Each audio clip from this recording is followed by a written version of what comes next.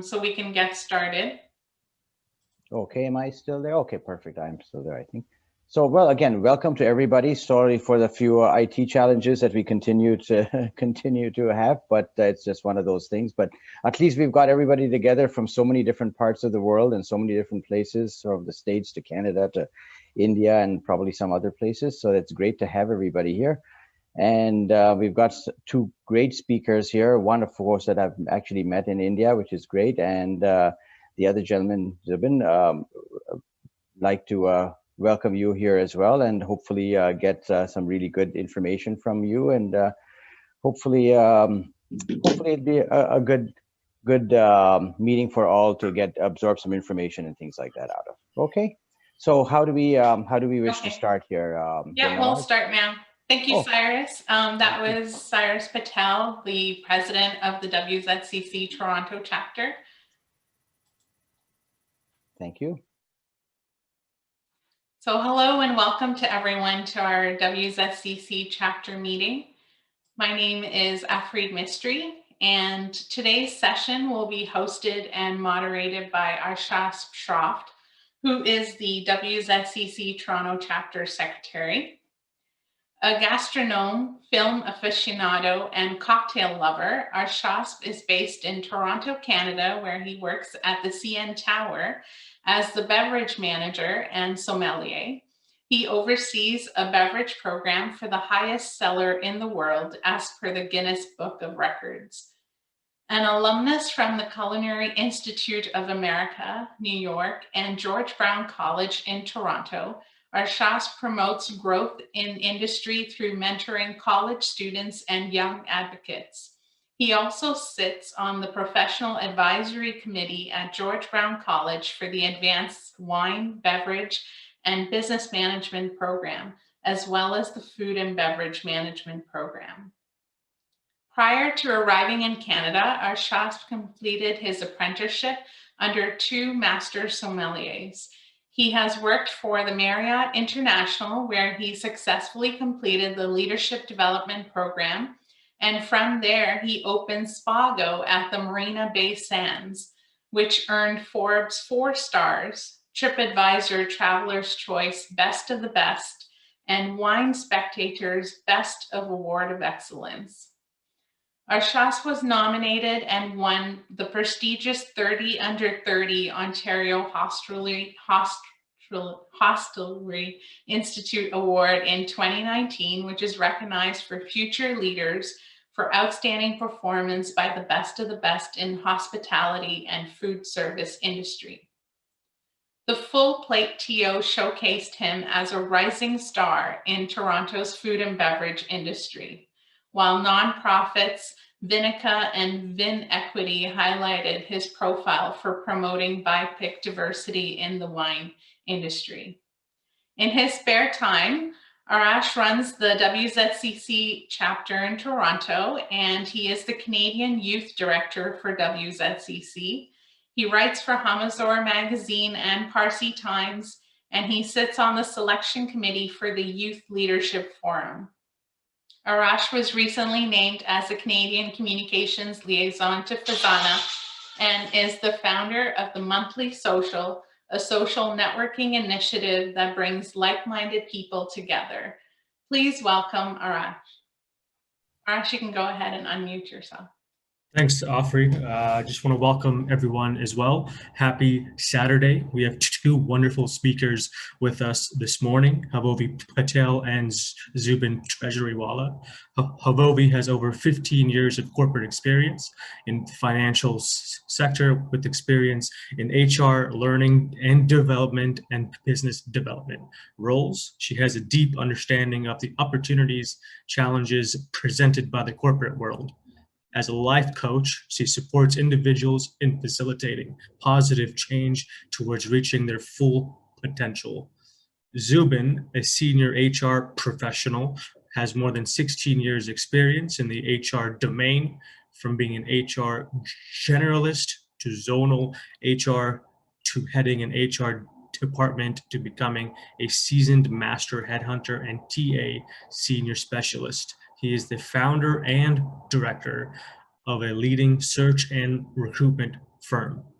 Before he started his journey into a headhunting firm, he was heading the HR department of the leading top wellness firm, Richfield Health and Beauty.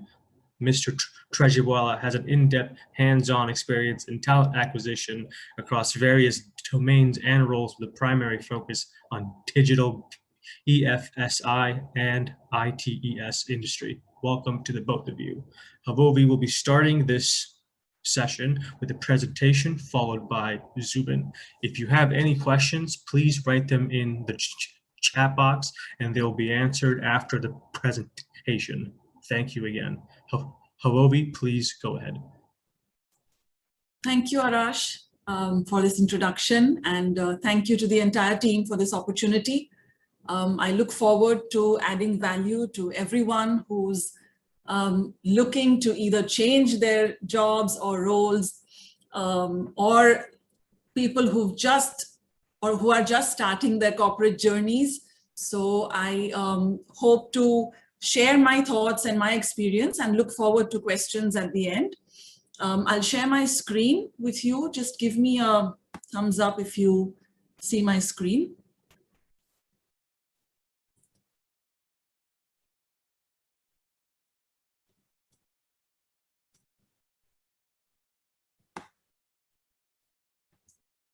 Can you see my screen? Okay, great.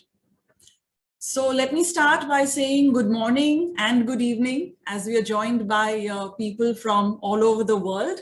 Thank you for being here today, and let's dive straight in. So we're talking about recruitment and career strategies today, and looking for an opportunity either for change or for your first job definitely takes effort. It's not something that you can expect to get just by sending your CV or uploading it on a job search site, but it takes a lot more follow-up, a lot more networking, and a lot more than that. So what are the few things that are really critical in your job search? Definitely having a great CV, an eye-catching CV, which authentically represents who you are. Using job search sites to the best potential that they offer, networking, and networking, being visible on social media. So making your profile, putting it up out there and being visible, and of course, preparation for the interview and the rounds of interactions that you'll have with all the corporates. So while Zubin and I will be talking about a lot of things that you can do to be able to make this journey and process smoother, faster, and easier for you, let me start by sharing my thought on what is really important.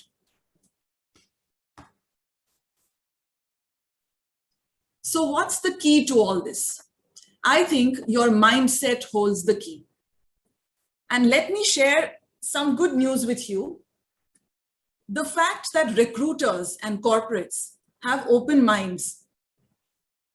So if you're somebody who's on a break, who's either due to the pandemic lost a job because of the corporate not being around or the role being redundant, or if you're someone who's taken a break or a sabbatical to study, or you've taken a break to look after an ailing family member, I think you should believe that recruiters will be open to looking at your profile.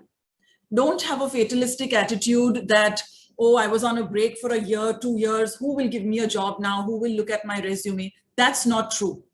You know, one big advantage for corporates is that a profile like this and a candidate like this can join immediately.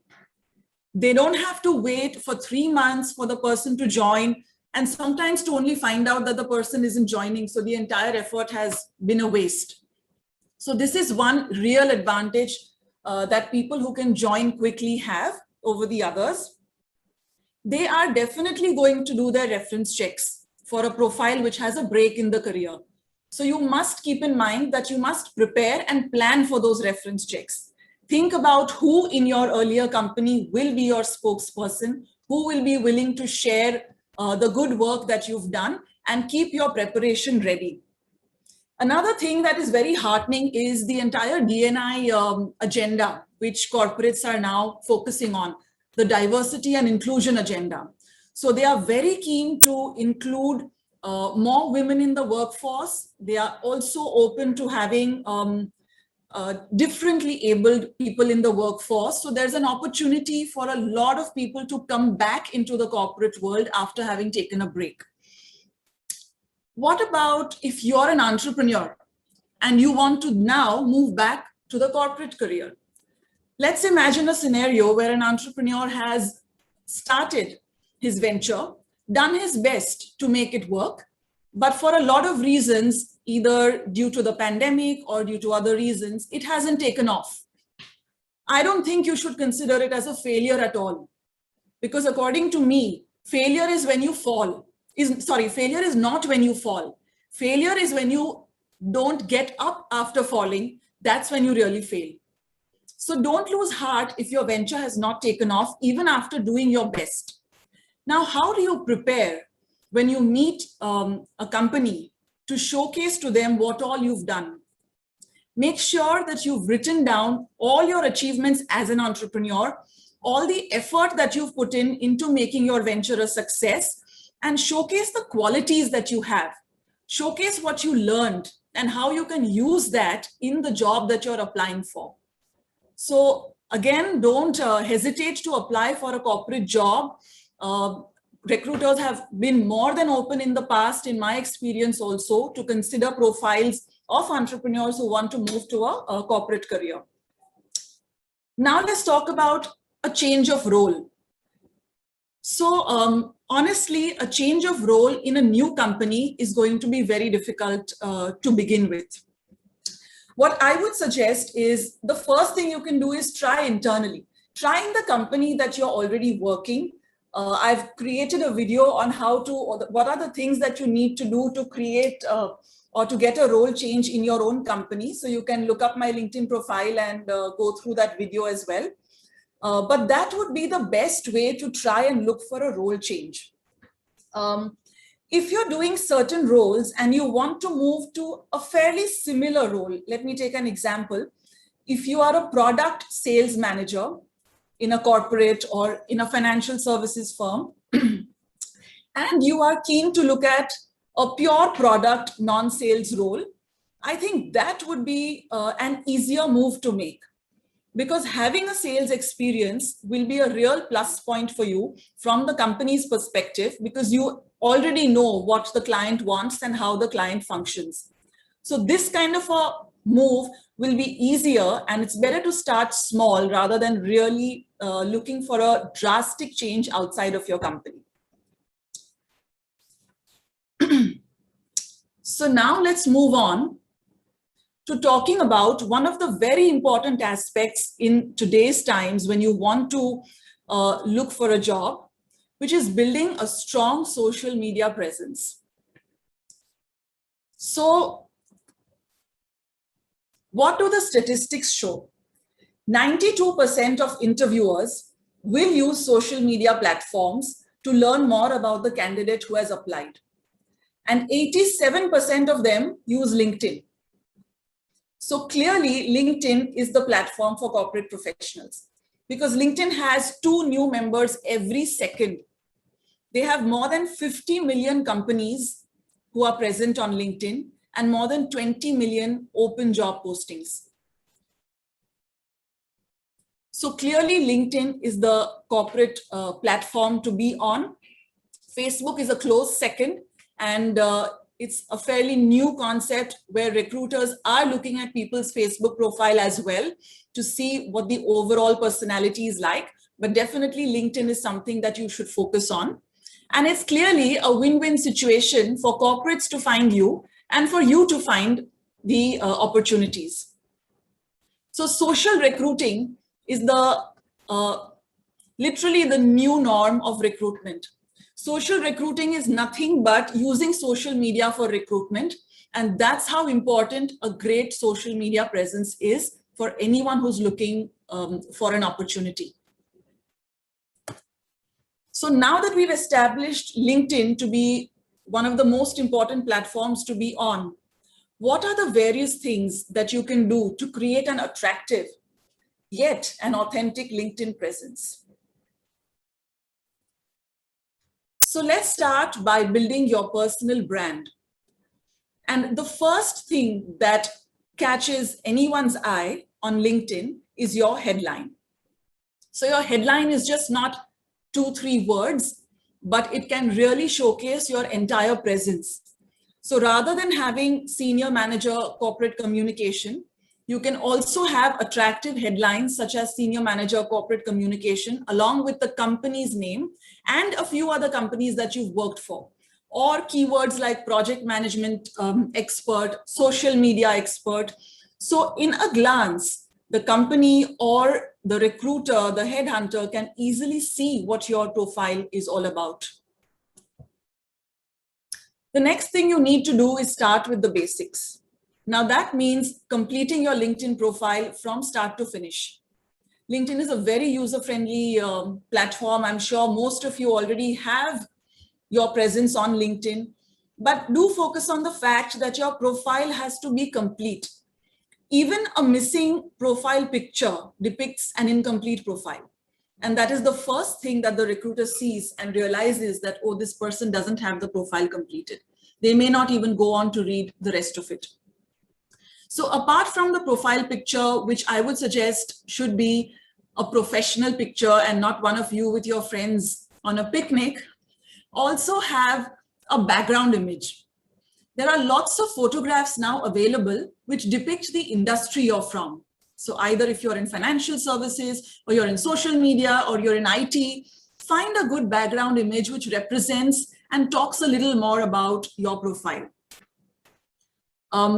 There's a very, very important section on LinkedIn, which is the About section.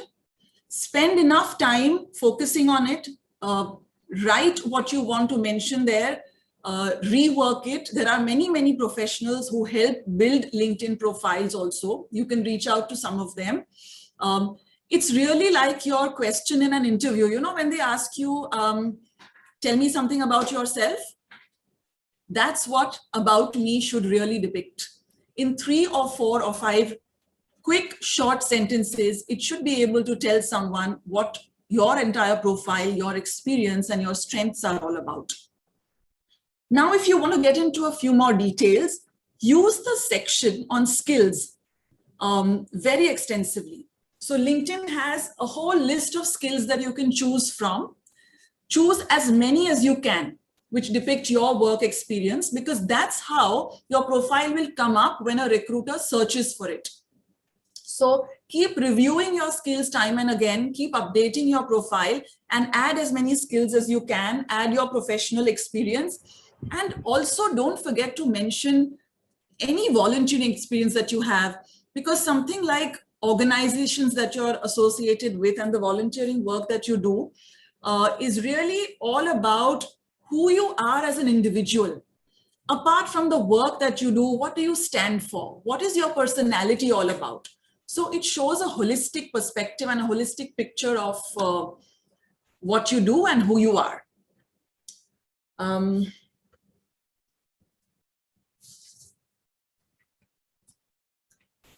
So showcase your individuality. What do I mean by this? You know, LinkedIn is not, it is not something like you keep scrolling up and keep looking at people's photographs, keep looking at their comments and their articles.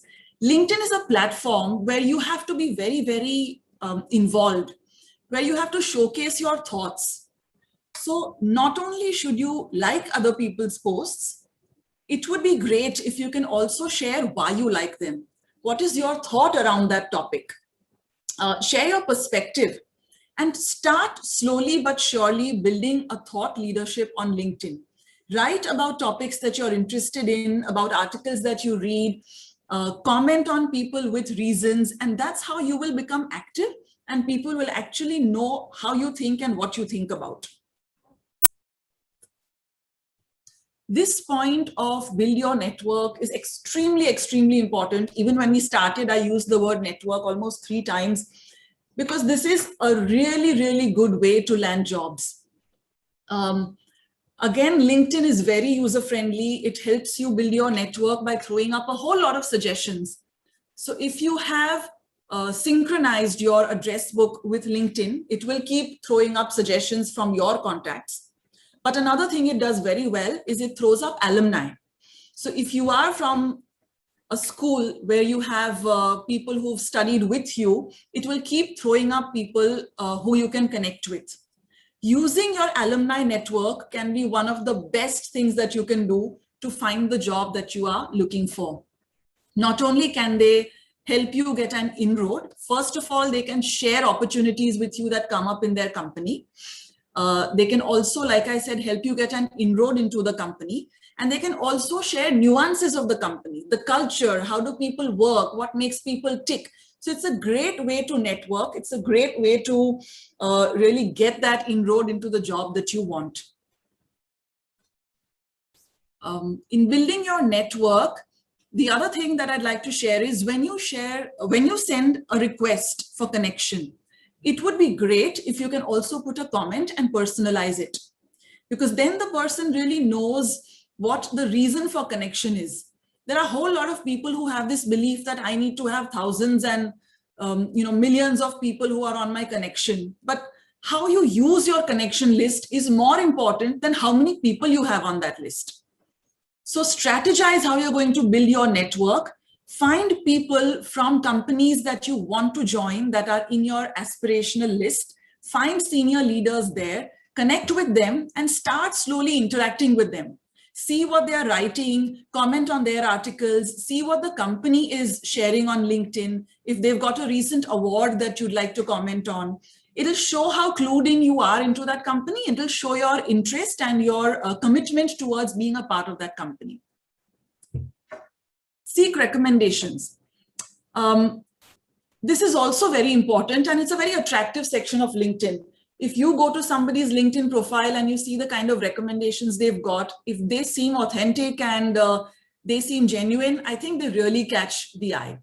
So find vendors, find people in other teams in your company who you've worked with closely, who've experienced your skills, and request them to write a recommendation for you. So that would be another way to build your profile. LinkedIn has another very good feature, which is called LinkedIn Professional Groups. So if you search for any group with the keyword that you're a part of, for example, I'm a life coach. If I look for groups with the word coaching or life coaching, I'll come across a whole lot of groups. It's a great way, again, to network, to know what's happening in your industry, and to be able to be a part of a professional group where you can learn from a whole lot of people who are in the same domain and space as you are. So use LinkedIn professional groups well. Now, networking has a bit of an algorithm and a science behind it. So from whatever I have learned and experienced, posting at specific hours with researched hashtags has very good success rates. So while you can do a lot more research because there are specific timings for posting specific content related to topics, but generally the rule of thumb for LinkedIn is to post on Wednesdays and Thursdays, and definitely not after working hours or Sundays.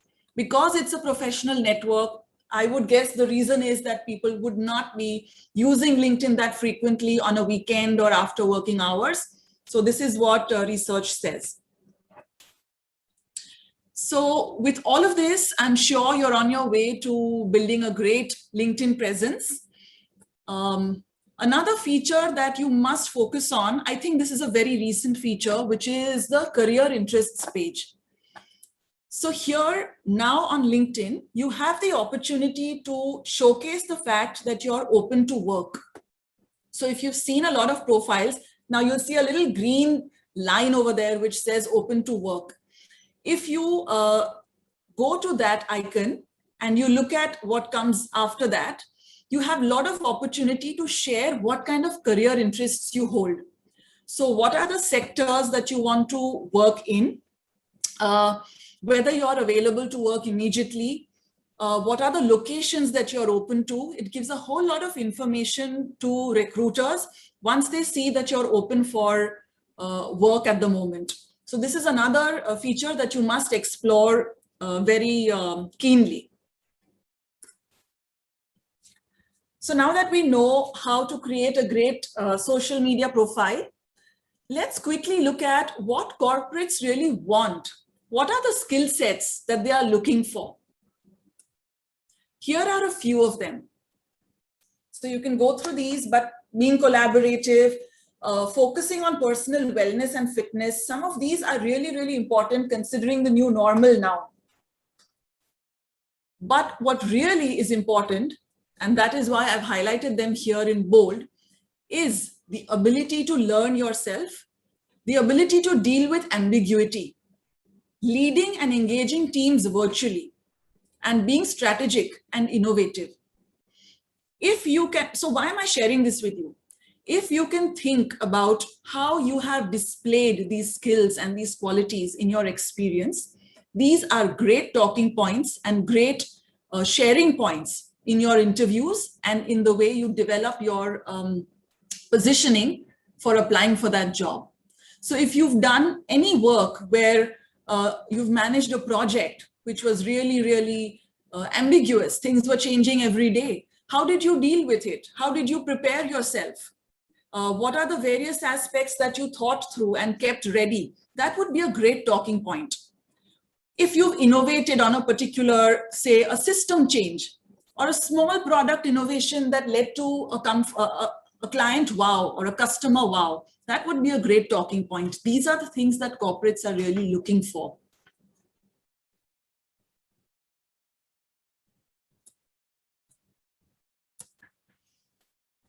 So let's talk about how to ace that interview now that you have a great social media profile and now you know what you have to offer to corporates.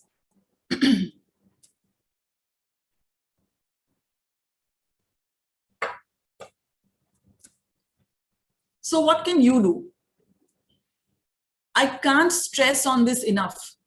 Prepare, prepare, prepare, prepare, prepare. Do not go unprepared for an interview. What do you prepare on? So how about thinking about 5 of your real solid success stories in your entire career?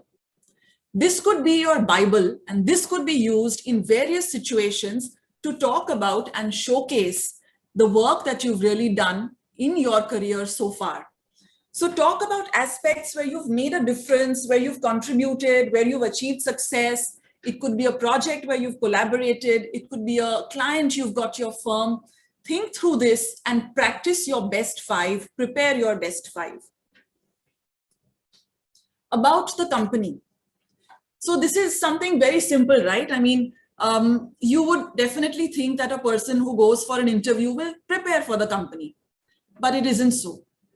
In my experience also, and in the experience of many, many companies, there are people who do not research about the company, who don't know enough, and then come and ask very, very basic questions about what the company is about.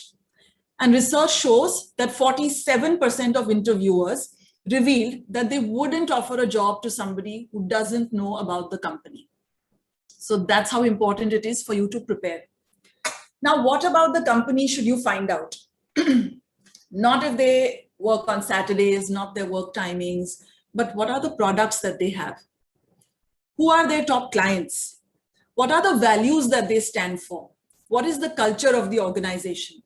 Who are the leaders? Who are the key people? What have they been in the news for? What awards have they received in the past? Also try to find out about the department that you're applying to.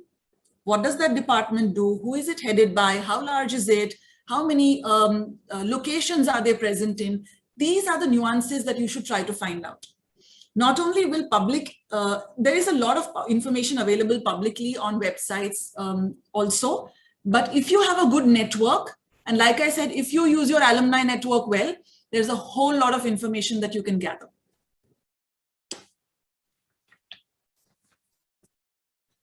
Job descriptions. Now, most companies have a job description and they would circulate it to the candidate. And again, we would expect that everyone will at least read that job description before they come for an interview to me, right? But unfortunately, that's not so. So people will come and ask questions such as, or rather they will tell you that, oh, I'm not willing to travel outside this location. But then why did you come? Because my JD says that you are required to travel to the metro cities at least once a quarter. So this doesn't leave a great impression in the mind of the interviewer, even for future opportunities that might arise. So please read the job description carefully before you go for the interview. Powerhouse questions. Now, powerhouse questions are a big term, but they are really very, very simple questions. Something like, tell me about yourself. It's a very, very simple, very basic question, and you should be able to tell anybody about yourself, but it is really a powerhouse of information because you have a very short window in which you can hold the attention of the interviewer. And it's almost like an elevator pitch, which you need to make in 2 minutes. So prepare very well for this question. My recommendation is not to start from which school you went to and where you were born. Start straight from your highest level of education and then move on to talking about your experience and the work that you've done. That will be really, really critical and important and strong to share in that short time that you have.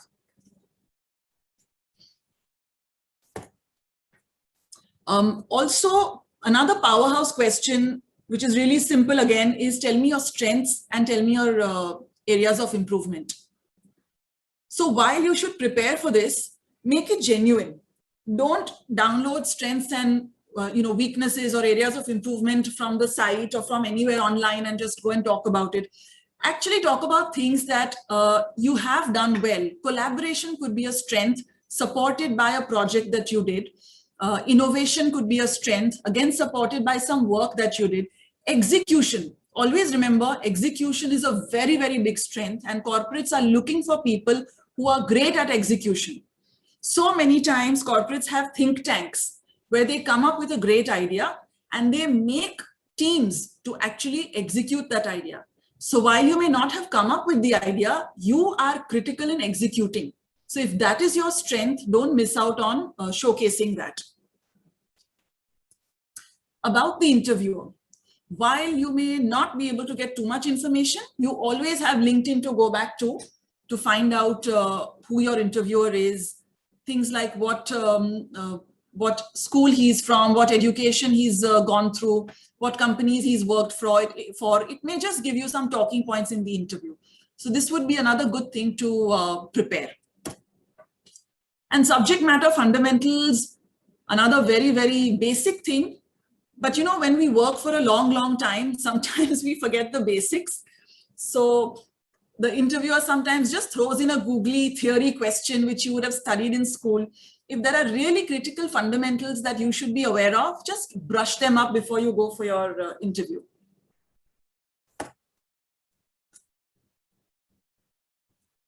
So let's talk about interviews in the new normal now. Why are they different?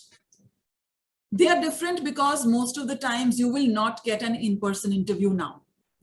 The first round of interview may even be telephonic.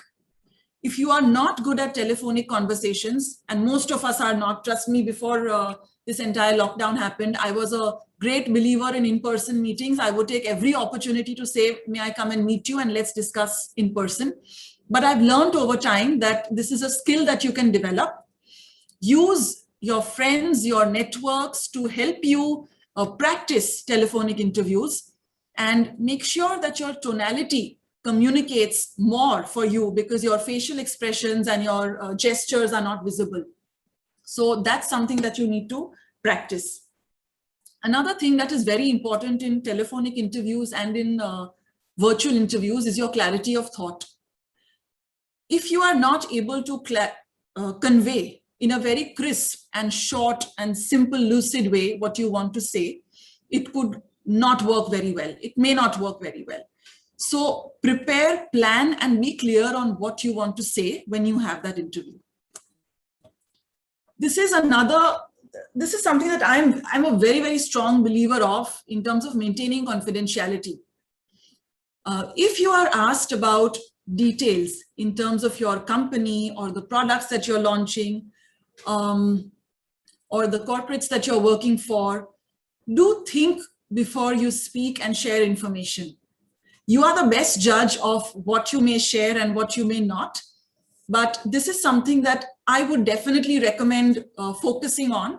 And I would appreciate somebody who says, I can't share this information at the moment, and talks about other experiences and other success factors that they may have had. So not only will your company benefit from this, but also your interviewer will have a better image of you in the bargain. This is also very important. How do you know when to stop? When you're asked a question and you start answering it, how do you know when to stop? Will you be able to tell when you run out of things to say? What is the one indicator that tells you that, okay, I've said everything that I wanted to? Either there's a long pause, which is a good way of communicating that's all you want to say, or you'll start repeating yourself. So if you're aware and cognizant of the fact that, okay, now you've said everything that you want to say and you're starting to say everything all over again, please realize that it's time to stop. Give the interviewer an opportunity to ask you more, and be comfortable with silent pauses during the interview. Ask relevant questions. So ask about growth path. How does the company think about people's growth? How do people get promoted? What are the criteria? What is the company's policy about role change? So when they say, yes, we are very open to role changes, we give people opportunities, ask your next question for examples. Like, have you had people moving in the past? What kind of movements have they had? You will get a fair perspective of what the culture of the organization is and how they're open to change. So ask relevant questions, go beyond, like I said, company timings, etc., because gone are the days of 9 to 5 work culture. I think that the lines between work and life are very, very bleak now, especially in the new normal. Not to say that you must not have a personal life, but I think all of us need to learn how to balance both in a very subtle and easy way. Salary discussions definitely will not happen in the first interview, but I have met people who don't know what their current salary is. They're not sure of what level they're currently at. The least you can prepare is to know what is your current salary and share that with the interviewer, because that is a sure shot thing that they're going to ask you. It's great to ask for a rise, but do some research before you do that. Check with the headhunter what the industry is, find out from your contacts what similar roles are getting, and then share your thoughts on the expected salaries. How do you end? So before you end, it's great if you can ask the interviewer what the next steps are. Is he expecting you to call, or should you be expecting a call from them? If you should expect a call, in what time horizon, so that you can wait for that particular number of days before you start calling and checking on what happened. So it's great to have clarity on that front before you finish your interview. This is something that as a corporate professional who has hired a lot of people, I've been very, very sticky about this. There's so many times that people don't join after accepting the offer. Even on the last day, they don't turn up. While the company will not appreciate this at all, the risk that you run is of being blacklisted from that company or from that headhunter. I've known of companies who take very, very drastic steps for people who don't join after finally accepting without intimating the company. So handle this very carefully. Even if you are not keen on joining, make sure that you give them enough time and share your reasons for not joining. I'm sure they will appreciate your genuineness and the time that you give them. Now, you're going for the interview to share what you can do for the company. But How about finding out whether you really want that job? So a few things that you can be cognizant of. When you get a chance to walk past the floors of the company or of the office, as you walk your way to the interview room, keep your eyes and ears open to hear and feel what is going on the floor. How are people interacting with each other? Is it a happy atmosphere? Do you hear any abusive language? It will give you a great insight into what the culture of the organization is. So keep your eyes and ears open for that. Ask questions about the role. Is it a role that somebody held and has now moved out? Or is it a new role? If it is a new role, then what is the thought process behind the role? How do you identify if this role is a long-term role or not? Do they have a strategy around it? Or are they just going to play by trial and error? After all, it's your entire career as well, right? So you want to make the right choice by getting as much information as you can from the company as well. And this is something that everyone talks about, reflecting. After every interview, take time to reflect. What did you do well? Which answers were you confident about? What did you not know and what can you improve upon? So unless you do this, you will not be better prepared for the next interview that you go for. Havovi, I just want to give you a couple minutes heads up just to wrap up. Yes, I'm at the end already. Right. So actually, that's pretty much what I had to share. And as a life coach, as an executive coach, I'd be very happy to support your journey, helping you work to the maximum of your potential. My email ID is on this presentation. Feel free to contact me for anything that I can help you with. Thank you for your patient hearing, and over to Arash now. Thank you. Thank you so much, Havovi. I just wanted to pass it off to Jehan very quickly. Jehan is the youth director for WZCC Worldwide. I know he has a few information to share about a recent project he's working on. So I pass it over to Jehan.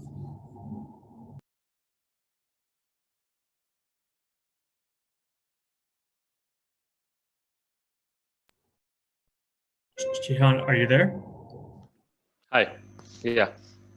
Sorry, I was just getting a glass of water. Should I begin? Yeah. Okay. Yeah, so good morning, good evening, good afternoon from people all around the world. I'm Jehan Kotwal, and the Global Youth Director for WZCC.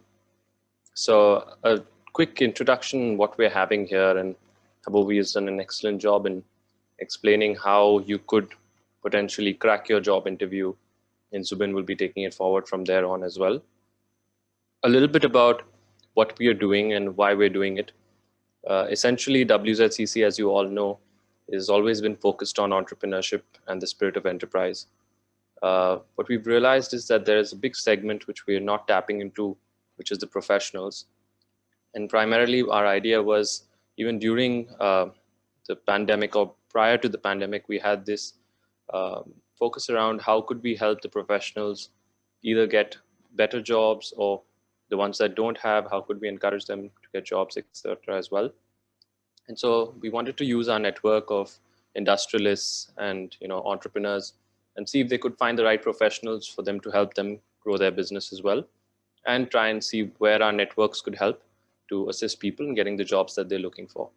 So one of the things that we've started in India, and which we hope to replicate around the world, is the Jobs for All, or Jobs for Every Zoroastrian project, where the idea is that we have a full-time HR professional recruitment person who looks at your CV, looks at the available job options available in all the networks that we have based on your experience, etc., and then tries to match that through referrals, through some sort of lead generation, basically trying to make that extra push.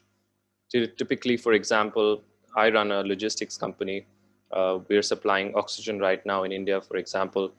If I'm looking for procurement of, or I'm looking for a professional in starting a branch in Delhi, I'd rather prefer to have someone coming through a known reference And hence this platform helps me get access to that.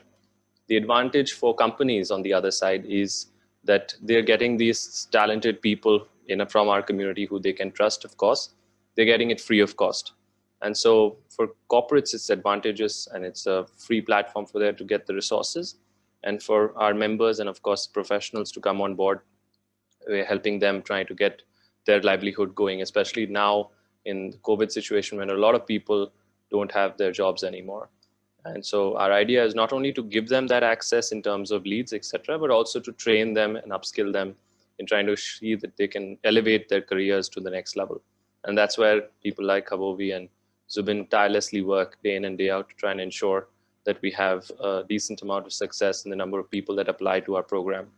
So far we've had almost, I believe, around 14 to 15 people who we've been able to place, out of which, as Havovi mentioned, 7 of them got the job but didn't go for didn't accept it. So sometimes it backfires as well. But doesn't matter. I think at the end of the day, what's important is even if one person gets a job and their livelihood is taken care of, for us in WZCC, one life matters. So we're going to constantly work towards seeing that we can ensure that what we're trying to do in India first, and then hopefully try and replicate the same thing globally. But thank you, everyone, and happy to have you on this platform. All the best, Zubin. Take it forward. Thank you. Thank you. That's a win-win. Thank you, Jehan. What a wonderful initiative you are working on. I hope it succeeds. And it's very well. I'm going to hand it over to Zubin to continue the presentation. Zubin, go ahead. All right. Am I visible? Yeah, all good. Okay, great. Thank you so much, Jehan. Thank you so much, Havovi, Dilnawaz, everyone, in fact. Thank you so much. To be very fair, I'm going to actually just jump in right away. Arash, exactly how much time do we have? 20 minutes, 25 minutes? 20 minutes. 20 minutes it is. All right, rock and roll. So here we go. So the screen, I'm just going to share the screen with you right away. Is it visible? Yeah, all good. All right, great. So let me quickly start by saying the most important thing over here is when you actually plan to apply for a job, you obviously need to know exactly what sort of CV do you want to actually start with. So the first thing a person tries to basically make money off you, honestly, is by trying to tell you, let's go to a professional to develop or to build a CV. Quite honestly, at least in the last 15, 16 years of my life, although we have hired more than thousands of people, CV, an exciting CV, or eye-catching CV is great, especially if you're applying for a digital role. But when it comes to basics, every role, be it an HR role, be it an IT role, be it a finance role, be it a legal role, or be it an accountant, or be it any sort of a clerk, at the end of the day, what you see on the screen is the basics which is required. Any format and any design is fine. But what is most important is, the first thing is that people usually end up, sometimes, not usually, actually, sometimes I've seen people end up going in a chronological order, starting with, in fact, after college. And then they go to the next job and the next job. In all honesty, it should always be a reverse chronological order. Now, why? Why is it supposed to be a reverse chronological order? It's not just because Mr. Treasuryvala said. No. The fact is, the reason is because every time we look at a CV, I want to know what is your current experience. I want to know what is your relevant experience. I would like to know if you are presently, in the same role that I am looking for, or the company is looking for, or the HR is looking for. So reverse chronological order is the most important, or should I be very fair with you, 80% of the time, the recruiter who's a junior, she or he, when he basically visits your profile on a search engine, we get 30 seconds or 1 minute to basically go through the CV, because we got more than 100 CVs to go through. So what happens is, if you are currently already, having your current experience right in front of you, and the keywords match, then the chances of shortlisting are higher. Any format or design, yes, any format or design, it really doesn't matter. Some people would like to basically, enhance their CV. That's fine. That's fair. Any legible font, that is the most important, because there are certain people who basically scribble CVs and the CV fonts are terrible. What is rather most important is the CV should be legible. One-page CV is the best. I mean, frankly speaking, a lot of people not only live by this code, there are also people from IIMs and from top MBA tiered institutes who always basically follow this rule. Fair enough, that's okay. One-page CV can. It is possible that you can manage to cover everything in one page. But if you have experience of more than 10 years, 15 years, and to be very fair, if you have stayed in the same organization for more than 10 years, it's okay. You can capture everything, possibly, all your different projects, all your different roles. But pragmatically, practically, it is not true. Because the fact is, if you have done various projects and I'm looking for someone, I'll give you an example. I'm looking for someone in accounts and I want someone who's basically into financial reporting, which is a certain part of accounts, which is not necessarily into the basic accounting perspective.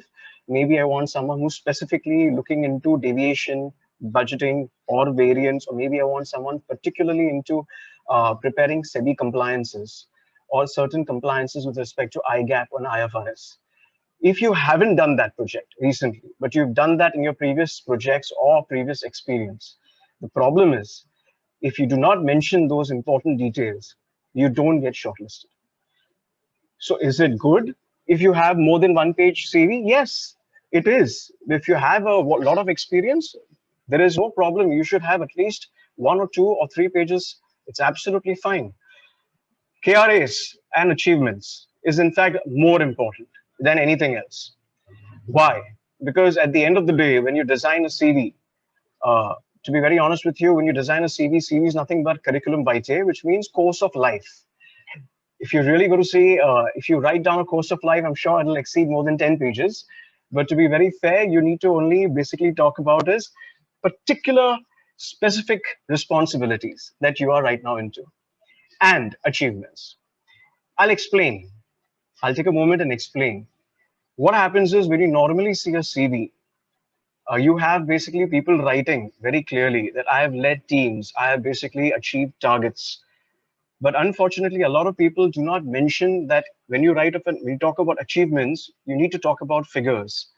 If you have figures, if you have, let's say, sold the maximum amount of revenue generation in your organization, or the income or the profits, you need to basically highlight in figures. I'll come back to this a little later.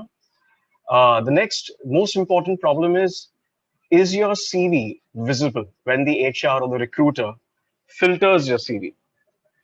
So to be very quick and precise, the search engines are basically nothing but standard backend tools. So what happens is, in an artificial intelligence perspective, however smart your platform is, it's only good as the pilot. So if I want to, for example, shortlist someone, I'll go back to the accounts profile. If I want to shortlist someone who is into IFRS, your international financial standards, or into IGAP, that is into Indian generally accounting accepted principles, or into any specification, be it a research analyst or an IT or a cloud or a compute or any sort of software engineer, I need to see those specific keywords in your CV. So what happens is, when you get a job description from a recruiter or from a company or from any headhunting firm, what you really are required to do is not just send your CV. A lot of people send their CV, which is fine. A lot of experienced headhunting firms or experienced headhunters will call you back and say, okay, this is missing. You need to basically add this, or if you're doing it, please mention it. In case if they don't, or let's say there is a junior recruiter who basically doesn't really bother much informing you on what are the important criteria which are there in the role, what you need to do is you need to basically instantly tailor your CV as per the job description. When I say tailor, I will explain exactly how to tailor. But before you tailor your CV, you obviously need to also understand what are the keywords and what are the primary KRAs which are expected. So I'll give you a very simple example. I'll just open a very simple example of a research analyst. A research analyst usually is someone who basically, as you all may know, is someone who looks after the research in a broking or a securities firm. So certainly there are people who are into silos in this role, who are into basically oil and gas, metal, mining, NBFC, BFSI, telecom, etc. So in this job description, this is one of a very simple job description, which is very clearly mentioning only tracking developments and trends in NBFC sector. I'll give you an example of a CV which is in front of me, wherein this person is exactly into NBFC sector. However, the problem is when you do a Control F and you click on NBFC, apart from the comment which is made by us, by myself on top, there is no other NBFC reflecting in the entire CV. What he has done is he has mentioned BFSI. Now, because experienced headhunting firms and recruiters know different synonyms, we know what are the different possibilities that a person may write in the CV. We are able to extradite the profile from search engines. But if I put a junior recruiter who basically is raw, who doesn't really know how to manipulate search engines or code on search engines, that person will miss this person. This person will be invisible. And the reason why he's invisible is because he doesn't realize he's actually looking at BFSI, which is a larger component. BFSI obviously means banking and financial services. Now, NBFC stands for non-banking and financial services. So NBFC comes under BFSI. However, if you take his telephonic interview, you'll realize that this fellow, this gentleman, is hardcore into NBFC. But his CV was invisible because 90% of the HR people who were looking out for jobs, they were looking at basically different keywords. So what is important? What is important is when you get the job description, don't take it lightly, because 90% of us, what we do is we look at the job description and we say, great, this seems like the job I'm doing. This is 80% fit. Let's apply. But that's an error. What you need to do is you need to call. Now, if you have an experienced recruiter, he or she will explain to you. You can ask these questions. Point one, what has the business, in fact, narrated in terms of the high weightage points? What are the high weightage points of the job description? Now, if the person is able to inform you, yes, there is a high weightage point. In this, we require 15 to 20 stocks, entities, or certain sections which have to be covered. The companies that have to be covered have to be nothing less than 10,000 crores in terms of turnover. In terms of coverage, it should be domestic and not international. Now, all this information is absent in the job description. So what you need to do is, I'm again going back to this point, you need to ask for the KRAs and expectation from the recruiter or the HR or the line manager, whoever is your single point of contact, your POC. 90% of the people obviously do not realize these processes because they are not from HR, and we understand that. But some people, although you're well aware that it is time to basically sit down, get your hands dirty, and also modify and update your CV, they refuse, or they sometimes are ignorant, or they are possibly they don't do it, and they don't take the effort to do it because they feel it's okay, my CV is enough, it will fly. Unfortunately, it doesn't. So I'll give you a few quick examples. Bottom line, financial reporting roles versus standard accounting receivable payable roles. Or let's talk about legal managers who basically, apart from civil and criminal, they always talk about certain business units and certain functions. However, they always forget, or you can say at least a few percentage of the people do forget to mention what sort of business layout. Is it corporate banking? Is it wholesale banking? Is it treasury? What exactly is it that the person is covering? Is it ISDA? Is it your international swaps and derivatives agreements? Is it loans? Is it securities? The more you write, the better. HR generalists. I'm now also going to talk about HR people because a lot of HR people themselves don't apply it, which is very surprising.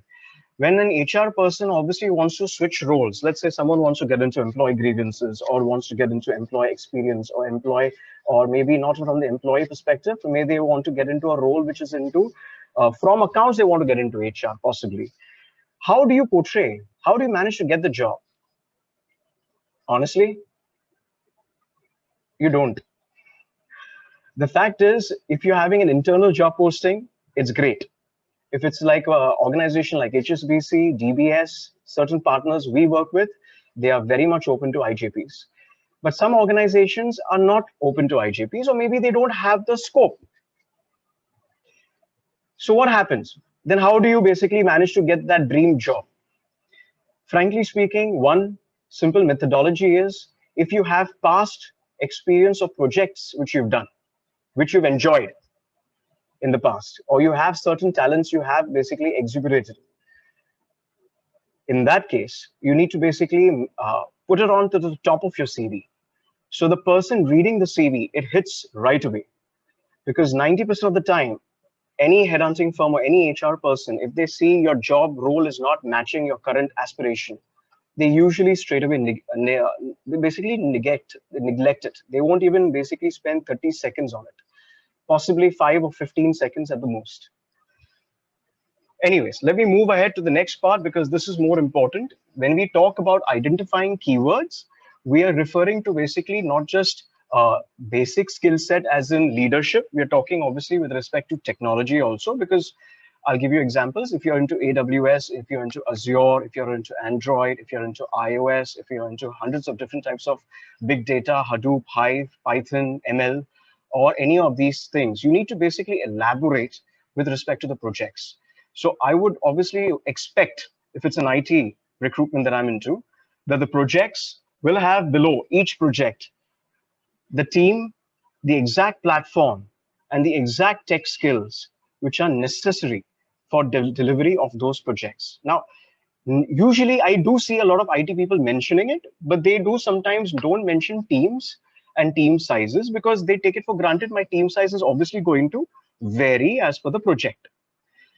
Try to mention on both fronts, your soft skills, which include your team size, leadership, etc., plus your technical skills. Reconstruct as per the job description. And obviously try to see that it's in reverse chronological order, or if it is missing, let's say if it is not matching, then in that case, you can highlight the projects on top. Never lie in your CV. It is quite obvious, but still it is important because certain people do try to they do try to fib, to be honest. There is a weighted keyword concept, which is something which normally people do not know about. What I usually do is I ask my candidates to also highlight when it comes to targets. When it comes to targets on YOY, YTD, NOP, GWP. GWP is like gross weighted premium. Now, this is basically insurance related. It may not be GWP. It may be any sort of targets. So a lot of people basically do not mention targets. The more you talk about targets, let's say if you're handling in wealth management, 200 crores AUM, or let's say $5 million AUM, or you're looking at a family office, or you're looking at PCG, private client wealth group, or let's say you're a support function. And in a support function, you may ask me that how do I in fact mention, forget why, how do I even mention targets? Even in support functions, honestly, there are targets. We all know there are targets. So whatever targets you have, be it cost reduction targets, be it attrition ratio targets if you're in HR, or be it joinee targets, or be it process improvement targets, or business excellence quality, there are so many profiles. You need to always mention certain targets. And if you are planning to mention targets, please do not only mention targets in a graph. Now, you may ask me why. The reason is because all these search portals, they do not have any sort of internal sort of a procedure to basically look at keywords. They cannot extradite keywords from a picture. So what happens is when you have something in a picture in a graph format, anything that you mention in a format of a graph or a picture, it will not identify. Right? So try to avoid that. In case if you do feel like, try and put it in a sentence format. The sentence format is always much better. CTC expectations are, but that does not mean you don't put graphs. Obviously, you can and you must. You obviously share as many graphs as possible as long as it doesn't run into 10 pages. CTC expectations. Now, this is something I think before CTC expectations, reason for leaving, my favorite. The amount of reasons for leaving that I've heard in my life are ridiculous. I've heard reasons starting with the bagel shop next to the job where I'm going to get employed is allergic. I'm allergic to the bagel shop smell. Hence the reason I'm not interested in joining. I've got reasons not only due to logistics. I've got reasons wherein, obviously they come back and state, I was expecting obviously a certain percentage and I don't have that certain percentage. And the difference is hardly 2% or 1%. There are millions of reasons for leaving. But the fact is, if you have any such reasons for leaving, which are obviously unique, please do not mention them. Please try to obviously justify a reason for leaving by mentioning, I'll give you examples of what should reasons of leaving be. And obviously you have to be honest because reference checks do happen. Reason for leaving, what is normally accepted is, let's say if the company has shut or the company has transferred or the company basically has transferred, or you can say they have incubated a certain project and now the role is redundant. Certain reasons for leaving, as in, for example, fair enough, you've been there for 5 years and now you basically have hit the glass ceiling. But all this English sounds great, but it should also actually match with what you're saying, because your technical perspective, they will test you. And if you fail on the technical perspective, then your reason for leaving is also basically weak. So let me come to this, the next point. Acha, before we go ahead, let me show you something interesting, because reason for leaving, a lot of people do not mention the reason for leaving in the CV. What you should do is, if you have a very poor stability, and if your stability is genuine, I mean, the reason for your instability is genuine, then try and write reason for leaving under each section. Now, why is this important? Because again, when a junior recruiter or possibly a senior recruiter or an experienced person or an HR or business, I directly speak to all these business heads on a day-to-day basis. So 90% of the business heads, and so do I, we dislike people who are unstable.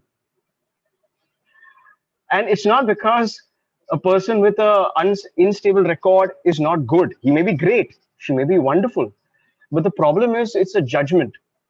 A lot of people basically see the stability and they just reject. So let's assume you have some genuine reasons. You basically have migrated from Canada to India or from India to Canada. You need to write these points if they are genuine. And obviously, if you have a senior headhunting expert on the other side or recruitment expert or an HR manager, then you can discuss. But an HR person is not going to basically help you with your reasons for leaving. They're only going to ask you, what is your reason for leaving? Right? So if it is genuine, fair enough. You can write in every section. If not, avoid it.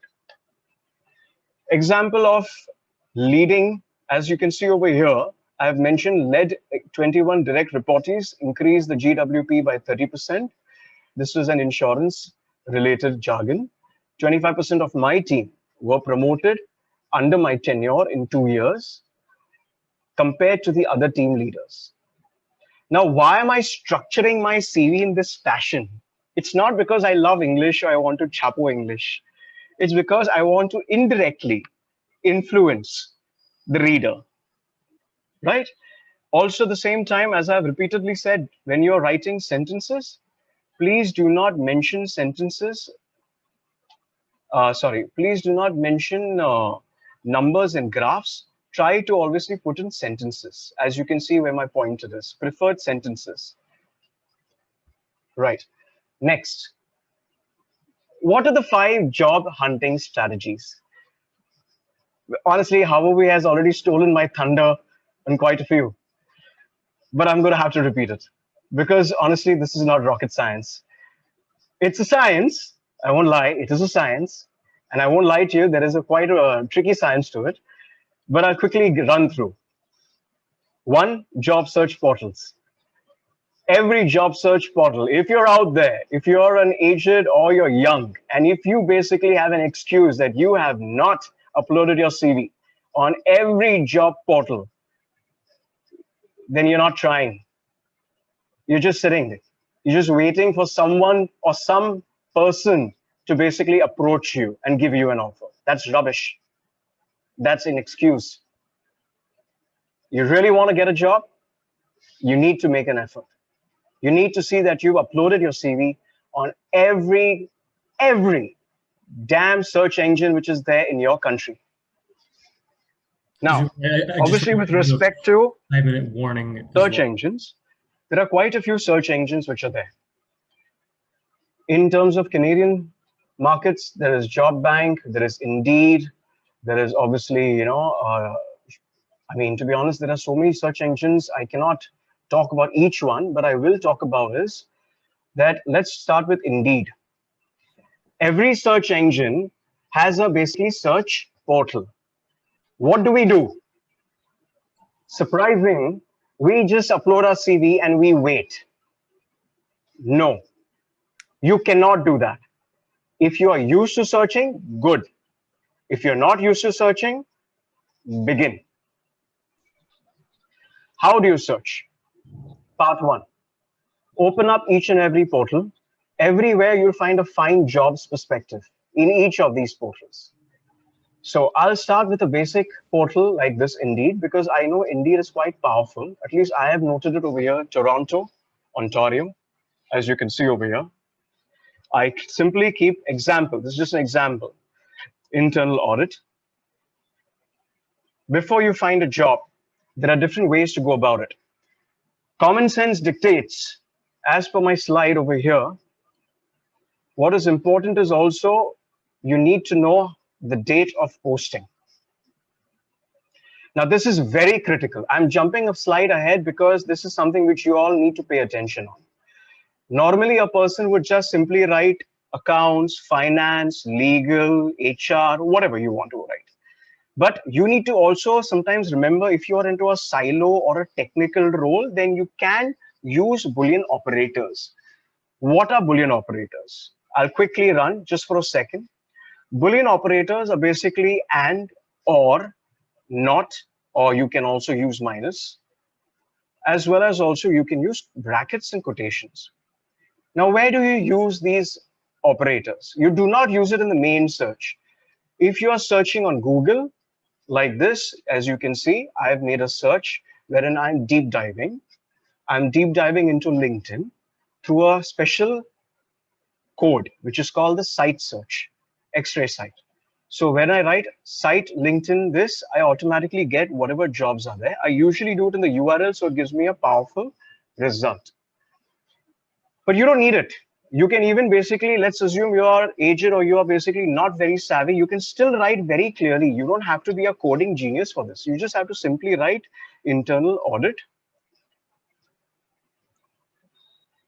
and job and Ontario. Boom. Now, before, as you can see, there are so many different types of alternate sites like Workopolis, Indeed. Now, Indeed is one which I am seeing constantly reflects with maximum number of jobs. There are a lot of sites. There is not only one site, there are like 10 different sites. You can go to Robert Half. You can go to basically any of these Workable. You can go to Parallel Desk. You can go to, I don't know if Shine does exist over there, but you can easily check in terms of number of sites which are there. Once you basically put this, as I said, date of posting is very important. Last 24 hours, great, immediately apply. Last 7 days, please apply. Last 14 days, you can still apply. If it's a technical role and you are possibly an Azure or an AWS or a hardcore IT guy, definitely you should apply. If it's a generic role, wherein let's say, for example, it's like a bookkeeping role, it's possibly an HR role, like myself, which is generic, then in that case, you don't need to, you can obviously stop applying if it is more than a month old. However, you can try your luck. Because of COVID, there have been a lot of openings that go on hold. and they also basically come off hold after a month. So you can apply. Now, with respect to kilometers, it is up to you. Yes, a lot of people are very averse to basically traveling, but you should be open to traveling because a lot of jobs do require traveling. It depends completely on you. Obviously, location, company, job language, bottom line, each and every site has the same. Now, one of my favorite is LinkedIn, because LinkedIn, I can extradite data ASAP. And even you can. You can put in any sort of an opening over here. Let's say if I want to look at regulatory affairs. I've got jobs for regulatory affairs. Now, you may ask me that, okay, where exactly and how do I go about this? It's not that simple, but it is simple. It's not that complicated. You need to have an eye. So what you do is you go into the respective site, look at the number of applicants. Can you see over here? There has been 4 weeks ago. There are 428 views. There are 99 applicants for this role. I hope you all can see the same thing. In case if I'm going too fast, please inform Arash because I'm not checking my chats. You please do actually look at each and every angle of this, because as you can see, everyone over here, and if you feel that this job description obviously is matching, only then you must apply for the same. Now, this is India. You can put Canada. Again, date posted. You already have basically past month, past 24 hours. Now, what jobs should you apply for? No one guides you. Let me be very fair with you. Obviously, you have to have relevant experience, because if you don't have the relevant experience, no one is going to call you. As simple as that. So if you are, let's say, having experiences in HR and admin or any of these experiences, whatever experience you have, then you can go ahead and apply. With respect to sites like Facebook. Now, when you go to Facebook, there is a special jobs on Facebook. Please make notes of this, because in case if you are not aware of it, please do go and check. You will definitely find jobs. And if you are used to it, well done. Definitely, please continue. And when I say continue means there is a rhythm to it, there is a match to it. You need to keep looking every alternate day, or at least if you have seen certain advertisements in your role, there'll be a saturation point. Now, I know this because we do this on a regular basis, and a saturation point for a certain role will come. And when it comes, it will arrive most likely in, say, around 7 to 8 days after constant reverse search headhunting. When you come into that saturation point, you give a break. You wait for 10 days, go to sleep, go back to applying people, go back to the other strategies. But these are important statistics, and these are important ways to basically hunt. So the first one I've covered is job search. The second one is alternate channels, wherein I'm referring to employment job boards. As I've just showed you, okay, this is another job board, which is a very interesting job board, IM Jobs. Now here also, basically, if I put in any role, let's just put in human resource. Why human resource? Let's put in, for example, legal manager.